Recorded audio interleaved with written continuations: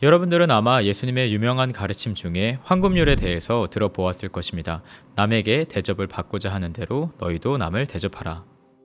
사실 이 말씀은 내 이웃을 내 자신과 같이 사랑하라는 말씀을 다시 한번 말씀하신 것과 같습니다. 정말로 멋진 말씀이죠. 하지만 사랑이라는 단어가 정확히 무엇을 의미하는 것일까요? 그 의미가 모호한데요. 엄마를 사랑할 수도 있고 피자를 사랑할 수 있기 때문입니다. 여기서 만약 사랑이라는 단어가 똑같은 의미로 쓰인다면 엄마는 기분이 나쁠 것입니다. 그렇다면 예수님께서는 어떤 의미로 사랑을 말씀하셨을까요? 먼저 내 이웃을 사랑하라는 말씀에서 사랑이라는 단어는 히브리 성경에서 인용을 한 것이고요. 히브리어로 사랑은 아하바입니다. 그러나 예수님께서 매일 말씀하시고 가르치셨던 언어는 히브리어의 사촌격이라고 할 수 있는 아람어였는데요. 아람어로 사랑은 라흐마라는 단어입니다. 하지만 예수님의 제자들이 전 세계에서 예수님의 가르침을 전파하면서 헬라어로 번역한 아가페라는 단어를 사용했습니다. 여기서 흥미로운 점이 있습니다.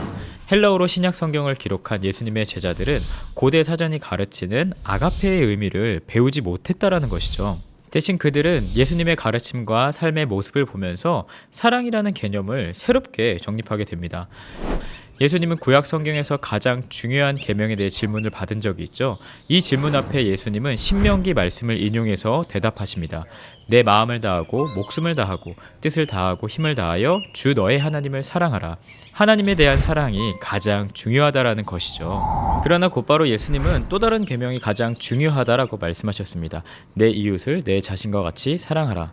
그렇다면 무엇이 가장 중요한 계명이라는 말씀이실까요? 하나님을 사랑하거나 아니면 이웃을 사랑하는 걸까요? 예수님의 대답은 그렇다입니다. 하지만 이렇게 질문하는 것은 예수님께서 말씀하신 핵심을 이해하지 못한 것입니다. 예수님에게 있어서 이것은 동전의 양면과 같은 것입니다. 하나님을 향한 사랑은 반드시 사람들을 향한 사랑으로 표현된다라는 것이죠. 그 반대의 경우도 마찬가지입니다. 이것은 서로 분리할 수 없는 것이죠. 그래서 예수님께서 말씀하신 아가페 사랑은 나는 사랑에 빠졌습니다 라는 말처럼 감정이나 느낌을 말하는 것이 아닙니다. 예수님에게 있어서 사랑은 행동입니다. 자신이 아니라 다른 사람이 잘 되기를 바라는 것이죠. 예수님 또한 하나님과 이웃을 향한 진정한 사랑은 대가를 바라지 않고 다른 사람들의 안녕을 추구하는 것이라고 가르치셨습니다. 특히 혼자 힘으로 감당할 수 없는 어려운 상황에 있는 사람들에게서 말입니다. 예수님 말씀에 따르면 이런 너그러운 사랑은 하나님의 마음을 보여주고 있는 것입니다. 하지만 예수님께서는 여기서 한 걸음 더 나아가 말씀하셨는데요. 진정한 사랑의 궁극적인 기준은 당신이 참을 수 없는 사람을 얼마나 잘 대할 수 있느냐에 달렸다는 것이죠. 오직 너희는 원수를 사랑하고 선대하며 아무것도 바라지 말고 꾸어 주어라. 이렇게 원수까지 사랑하는 행위는 하나님의 성품과 닮아 있음을 보여주고 있는 것입니다. 자, 이제 생각해 봅시다. 만약 예수님께서 원수를 사랑하라는 말씀만 하셨다면 오늘까지 우리는 예수님에 대해서 이야기하지 않았을 것입니다. 하지만 예수님께서는 실제로 그러한 삶을 사셨죠. 예수님께서는 실제적이고 눈에 보이는 구체적인 방법으로 주위 사람들을 끊임없이 돕고 섬기셨습니다. 대가를 바라지 않고 끊임없이 가난하고 고통받는 사람들에게 다가가셨죠. 아무도 기억하지 않는 이들, 눈에 보이지 않고 소외된 사람들에게 자신의 사랑을 보여주셨습니다. 결국 예수님께서는 예루살렘에 가셨을 때 지도자들의 위선과 타락을 고발함으로써 그들의 미움을 사게 되었습니다. 하지만 예수님께서는 그들을 공격하는 대신 자신을 죽이도록 허용하셨죠. 그분은 원수를 사랑하셨기 때문에 원수의 이기심과 부패를 위해 죽으신 것입니다. 부활의 아침 이후 예수님과 그의 제자들은 예수님의 삶과 죽음과 부활이 세상에 대한 하나님의 사랑이라고 주장했습니다. 사도 바울도 이것을 말했죠. 우리가 아직 죄인되었을 때에 그리스도께서 우리를 위하여 죽으심으로 하나님께서 우리에 대한 자기의 사랑을 확증하셨느니라. 사도 요한도 말했습니다. 하나님의 사랑이 우리에게 이렇게 나타난 바 되었으니 하나님이 자기의 독생자를 세상에 보내심은 그로 말미암아 우리를 살리려 하심이라. 그리고 요한은 자연스럽게 이런 결론에 이르게 됩니다. 사랑하는 자들아, 하나님이 이같이 우리를 사랑하셨은즉 우리도 서로를 사랑하는 것이 마땅하도다. 따라서 기독교 신앙은 우주의 중심에 자신이 만든 세상을 넘치도록 사랑하는 하나님을 믿는 믿음을 포함하는데요. 즉, 인간 존재의 목적은 예수님을 통해 우리에게 온 이 사랑을 받아들이고 다른 사람에게 그 사랑을 돌려주는 것을 말합니다. 이렇게 함으로써 우리는 내가 아닌 다른 이들에게 집중하고 나 자신을 희생하는 사랑의 생태계를 만들어가게 되는 것입니다. 이것이 신약에서 말하는 사랑이라는 단어의 의미입니다.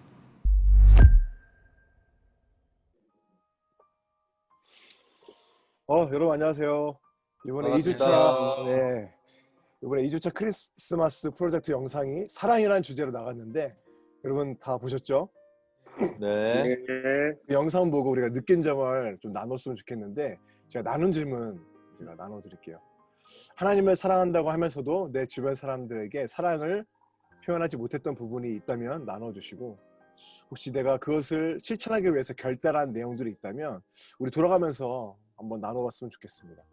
우리 먼저 우리 오훈열 형제님 나눠주시기 바랍니다. 예, 그 영상을 보니까 사랑은 대가 없이 하는 거라고 하는데 저는 자꾸만 무언가를 누군가한테 해줄 때 이거를 해주면 저기서 어떤 반응이 오겠지, 이런 생각을 자꾸 하는 것 같아요. 그런데 예수님은 그게 아니라 마땅히 무언가를 아무것도 바라지 않고 주는 것이 사랑이다, 그것이 아가페다, 새로운 그게 주님이 주시는 개념이다, 그것이 하나님의 사랑과 동떨어질 수 없다라고 하시는데, 이렇게 이해타산적인 제 자신을 좀 돌이켜보는 그런 생각을 좀 하게 됐습니다.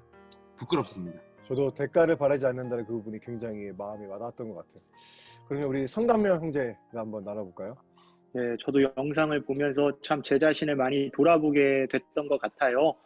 특별히 저는 이제 부서학을 참 오래 했었거든요. 개인적으로 한 10년 했는데, 그러다 보니까 선생님들과의 관계 속에서 교사 선생님들을 제가 이제 목양자와 영혼으로서 양떼로서 그렇게 좀 대하지 못했던 좀 어려웠던 부분들이 있는 것 같아요. 그러다 보면 자꾸만 제가 생각하고 판단했던 좀 그런 마음의 어려움들이 있었는데, 결국에 어떤 상황, 어떤 이해, 어떤 관계일지라도 이제 목자로서 양떼를 바라보는 그 사랑이라는 것은 내가 아쉬운 사람으로서 내가 그 양떼를 향해 더 다가갈 수 있는 사람이 돼야겠구나, 그런 좀 결단을 할 수 있는 자리였습니다.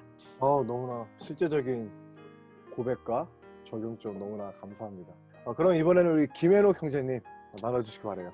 저는 이런 생각이 들었습니다. 예전에 담임 목사님 설교 보면서 내 이웃을 내가 선택할 수 있다라는 그런 개념으로 제가 설교를 들은 게 기억이 납니다. 그러니까 누구나 너의 이웃이 되어야 한다라는 그 맥락에서 저는 이 영상을 봤거든요. 누구나 봤을 때 나이스한 사람은 사랑할 수 있어요, 그죠? 근데 막 보기만 봐도 싫어. 근데 같이 지내야 돼. 그러면 어떻게 해야 되지? 이 관계를? 그런 것 때문에 관계가 이어지지 못하는 경우가 좀 있는 것 같은데, 나도 사실은 내 이웃을 내가 좋은 사람만 선택하고 있지 않는가 라는 부분들을 좀 영상을 보면서 또 목사님 설교 들으면서 좀 생각할 수 있는 계기가 되지 않았나 라는 생각을 해보았습니다.